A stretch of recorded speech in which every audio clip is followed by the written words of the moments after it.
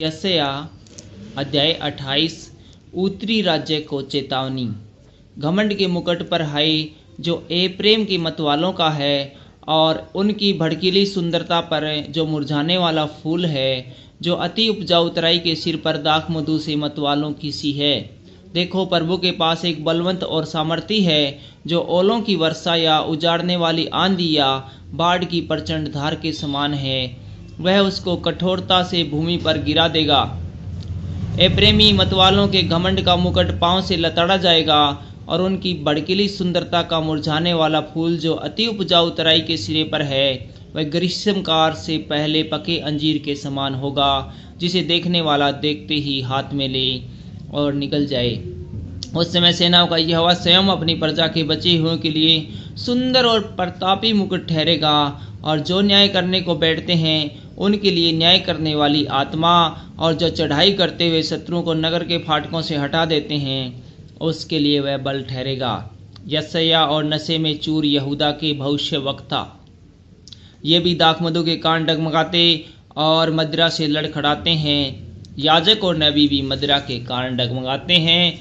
दाखमधु ने उनको भुला दिया है।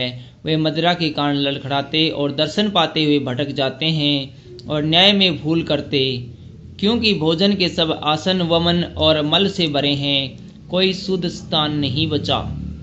वह किसको ज्ञान सिखाएगा, किसको समाचार का अर्थ समझाएगा? क्या उनको जो दुख छुड़ाए हुए और सतन से अलगाए हुए हैं? क्योंकि आज्ञा पर आज्ञा, आज्ञा पर आज्ञा, नियम पर नियम, नियम पर नियम, थोड़ा यहाँ थोड़ा वहाँ।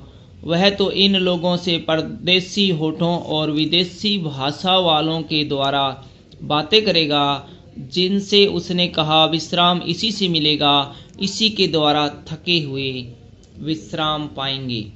परंतु उन्होंने सुनना न चाहा, इसलिए यहोवा का वचन उनके पास आज्ञा पर आज्ञा, आज्ञा पर आज्ञा, नियम पर नियम, नियम पर नियम, थोड़ा यहाँ थोड़ा वहाँ, जिससे वे ठोकर खाकर चित गिरे और घायल हो जाए और फंदे में फंसकर पकड़े जाए। सिय्योन में कोने का पत्थर। इस कारण हे ठट्ठा करने वालों, यरूशलेम वासी प्रजा के हाकिमों, यहोवा का वचन सुनो। तुमने कहा है, हमने मृत्यु से वाचा बांधी और अधोलोक से प्रतिज्ञा कराई है। इस कारण विपत्ति जब बाढ़ के समान बढ़ आए, तब हमारे पास न आएगी, क्योंकि हमने झूठ की शरण ली और मिथ्या की आड़ में छिपे हुए हैं। इसलिए प्रभु यहोवा यूं कहता है, देखो, मैंने सिय्योन में नींव का एक पत्थर रखा है, एक परखा हुआ पत्थर, कोने का अनमोल और अति नींव दृढ़ के योग्य पत्थर। और जो कोई विश्वास रखे वह उतावली न करेगा। और मैं न्याय को डोरी और धर्म को शाहुल ठहराऊंगा, और तुम्हारा झूठ का शरण स्थान ओलों से बह जाएगा, और तुम्हारे छिपने का स्थान जल में डूब जाएगा। तब जो वाचा तुमने मृत्यु से बांधी है वह टूट जाएगी, और जो प्रतिज्ञा तुमने अधोलोक से कराई वह न ठहरेगी। जब विपत्ति बाढ़ के समान बढ़ आए, तब तुम उसमें डूब ही जाओगे। जब जब वह बाढ़ आए, तब तक वह तुमको ले जाएगी। वह प्रतिदिन वरन रात दिन बढ़ा करेगी, और इस समाचार का सुनना ही व्याकुल होने का कारण होगा, क्योंकि बिछोना टांग फैलाने के लिए छोटा और ओढ़ना ओढ़ने के लिए सकरा है। क्योंकि यहोवा ऐसा उठा खड़ा होगा जैसे वह पराजीम नामक पर्वत पर खड़ा हुआ, और जैसा गिबोन की तराई में उसने क्रोध दिखाया था, वह अब फिर क्रोध दिखाएगा, जिससे वह अपना काम करे जो अचंभित काम है, और वह कार्य करे जो अनोखा है। इसलिए अब तुम ठट्ठा मत करो, नहीं तो तुम्हारे बंधन कसे जाएंगे। क्योंकि मैंने सेनाओं के प्रभु यहोवा से यह सुना है कि सारे देश का सत्यानाश ठाना गया है। परमेश्वर का ज्ञान। कान लगाकर मेरी सुनो, ध्यान धरकर मेरे वचन सुनो।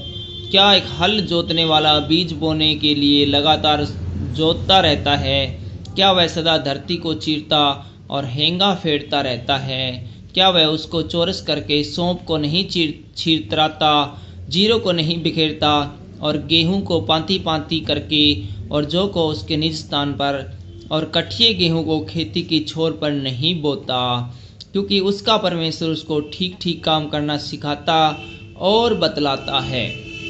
दावने की गाड़ी से तो सौंफ दाई नहीं जाती, गाड़ी का पहिया जीरे के ऊपर नहीं चलाया जाता, परंतु सौंफ छड़ी से और जीरा सोंटे से झाड़ा जाता है। रोटी के अन्न की दावनी की जाती है, परंतु कोई उसको सदा दावता नहीं रहता, और न गाड़ी के पहिए न घोड़े उस पर चलाता है, वह उसे चूर चूर नहीं करता। यह भी सेनाओं के यहोवा की ओर से नियुक्त हुआ है, वह अद्भुत युक्ति वाला और महाबुद्धिमान है।